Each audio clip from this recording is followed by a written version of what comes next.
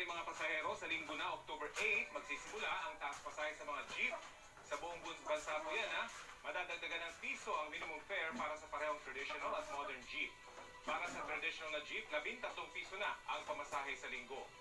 15 piso naman ang minimum sa modern jeep. Sabi naman po ng LTFRB, pansamantala lang ito habang mataas ang presyo ng oil products. Samantala, thank God it's Friday. Ito na, tuloy-tuloy siyempre ang ating entertainment news. Kasama natin yung ating Mare. Oo nga, Maring Aubrey, ano latest?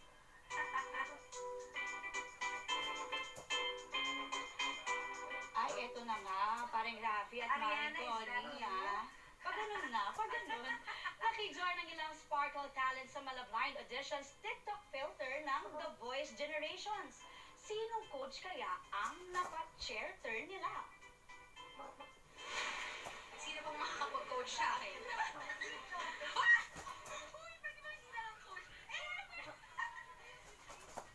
Etong si Rain, ha? Fangirl mode sa maging sino ka, itong maging sino ka man actress sa si Rain Matienzo. Based sa filter, pasok siya sa Team Stel bound under Coach Stel. Marunong na raw siyang kumanta, kaya papaturo na lang daw siya kay Coach Stel kung paano magmahal. Talaga naman, ha? Nag-join din sa pakulo ang star ng upcoming Philippine adaptation ng Shining Inheritance na si Michael Sager. Ang magko-coach sa kanya, si Coach Billy. Kung gusto nyong itry yan, pumunta lang sa TikTok account ng GMA Network at i-click ang Effects tab.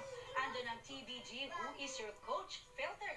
At syempre, ang yours truly, Kumaring Aubrey, hindi rin papahuli. Sa tingin ninyo, sinong coach ako? Teka lang, ito na, tinatry ko na, ha? Basketball coach. Ay, teka lang, wait! Sino kaya? Syempre, napakaganda ng boses ko. Ay! Coach Chito Miranda! Coach Chito Miranda! Coach Rapper ka ba? Rapper! Yun. Rapper naman tayo, Coach Chito, ha?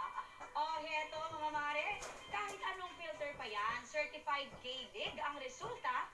Si BTS Jungkook kasi at Mingyu ng 17 may dance collab for the third time. Walang BBTO, mamaya na yan.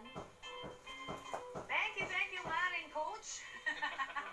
Kasunod po naman ito, ha? Naku, medyo malungkot na balita po muna tayo. Kasunod po kasi ng pagkamatay ng isang grade 5 student sa Antipolo matapos po ito ng masampal ng kanyang guro. Nagpaalala ang PhilHealth sa mga teacher.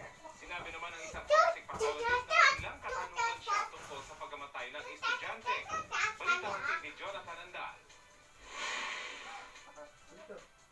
Nasawi noong October 2 ang 14 anyos na grade 5 student na si Francis J. Gumikip. 11 araw matapos umanong sampalin ng kanyang guro.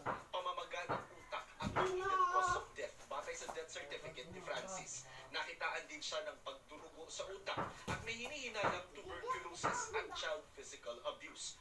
Brainstem daw ang nagdugo sa utak ng bata. Nag-iimbestiga pa ang pulisya kung may direkta nga bang koneksyon ang pananampal sa pagkamatay ni Francis J.